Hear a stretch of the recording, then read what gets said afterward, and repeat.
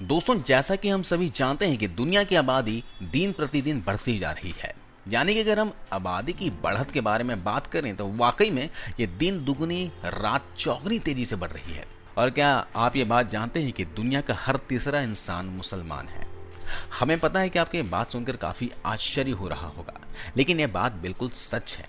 और अब तो मुसलमानों की आबादी इतनी तेजी से बढ़ रही है कि वो दिन दूर नहीं जब मुसलमान हर जगह फैल जाएंगे। ऐसे में दोस्तों, मन में यह सवाल आता है कि दुनिया भर में जितने भी मुस्लिम देश हैं वो अगर एक हो जाएं तो क्या होगा। अगर धार्मिक पहलू को देखकर बात की जाए तो एक अनुमान के अनुसार 2050 तक इस्लाम को मानने वाले लोगों की जनसंख्या पूरे विश्व की जनसंख्या का लगभग 50% हो जाएगी, जिसका सीधा साधा मतलब यही होगा कि साल 2050 तक पूरी दुनिया में मुस्लिम बहुसंख्यक हो जाएंगे और बाकी सभी धर्म अल्पसंख्यक हो जाएंगे। और अगर ऐसा हो गया, अगर मुसलमान बहुसंख्यक हो गए तो सभी मुस्लिम धर्म के देश एक साथ होने की कोशिश करेंगे ताकि वो पूरी दुनिया में अपना कब्जा कर सके। अब अगर ऐसा कुछ हुआ तो तस्वीर किस तरह से होगी, ये वाकई में सोचने वाली बात है। क्योंकि अभी तक इस समय की बात करें तो दुनिया भर में सबसे ज्यादा ईसाई धर्म को मानने वाले लोग मौजूद हैं। अब दूसरे नंबर पर सबसे ज्यादा मुस्लिम धर्म यानी इस्लाम धर्म को मानने वाले मिलेंगे। और अगर अकेले देश की बात करें तो आप शायद विश्वास न करें, लेकिन इंडोनेशिया में सबसे ज्यादा मुस्लिम लोग रहते हैं। यहाँ तक कि हमारे भारत पाकिस्तान से भी अधिक मुसलमान लोग रहते हैं। और तो और दुनिया में आपको इस्लाम को मानने वाले देशों की संख्या भी सबसे ज्यादा मिलेगी। और अभी के समय में विश्व के कुल जनसंख्या में मुसलमानों की संख्या में कुल 24% है, जबकि ईसाई धर्म को मानने वाले लोगों की जनसंख्या 33.32% है। पर यहाँ सबसे बड़ी बात ही यह आती है कि मुसलमान धर्म के लोग अधिक से अधिक तेजी से अपनी जनसंख्या बढ़ा रहे हैं, क्योंकि इनका बर्थ रेट क्रिश्चियन के मुकाबले काफी ज्यादा है। लेकिन इस तरह की स्थिति में सभी मुसलमान देशों को मिलाकर एक देश बना दिया जाए तो देश एशिया महाद्वीप से भी ज्यादा बड़ा होगा। और सिर्फ बड़ा ही नहीं बल्कि बहुत ज्यादा ताकतवर भी होगा, क्योंकि इतनी ज्यादा जनसंख्या वाले लोग जब एक साथ इकट्ठा हो जाएंगे तो उनके पास ताकत तो अपने आप ही ज्यादा हो जाएगी, जिसकी वजह से कोई भी दूसरा देश उनसे लड़ने की हिम्मत नहीं कर पाएगा। जहां एक तरफ सऊदी अरब और कतर जैसे काफी ज्यादा अमीर मुस्लिम देश हैं, तो वहीं दूसरी तरफ इंडोनेशिया और नाइजीरिया जैसे गरीब मुसलमान देश भी हैं। तो ऐसे में अगर ये गरीब और अमीर मुस्लिम देश मिल जाएंगे तो गरीब देशों से गरीबी दूर हो जाएगी और वहां के लोग काफी अमीर हो जाएंगे। तो ये तो केवल अमीर और गरीब मुस्लिम देशों की बात हुई। अगर हम सभी मुस्लिम देशों के एक होने की बात करें तो मामला और ज्यादा पलट जाएगा, क्योंकि अगर ऐसा हो गया तो शिया और सुन्नी की जंग भी खत्म हो जाएगी।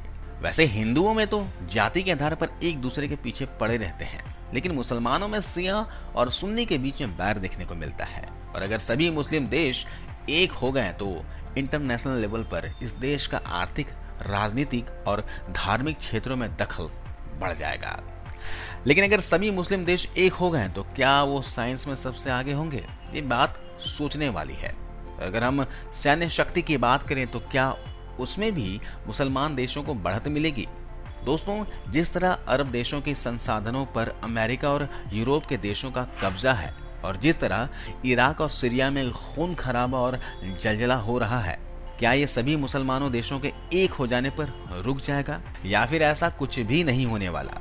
यानी अगर साफ शब्दों में कहें तो जिस तरह दुनिया भर के मुसलमान देशों में अलग अलग तरह की समस्याएं देखने को मिल रही है, क्या इन सभी के एक हो जाने के बाद समस्याएं खत्म हो जाएंगी। दोस्तों, ये सवाल हम इसलिए उठा रहे हैं क्योंकि सभी मुस्लिम देश अलग अलग क्षेत्रों से बिलोंग करते हैं, इसलिए सभी की परंपराओं और संस्कृति, सभ्यताएं और भाषाएं अलग अलग है। इसलिए अगर सभी देश एक साथ मिल जाते हैं तो ये सुनिश्चित करना भी मुश्किल हो जाएगा कि इन सभी मुसलमान देशों की किस भाषा को राष्ट्रीय भाषा बनाया जाए। यहाँ तक कि सभी मुसलमान देशों का पहनावा भी अलग अलग है।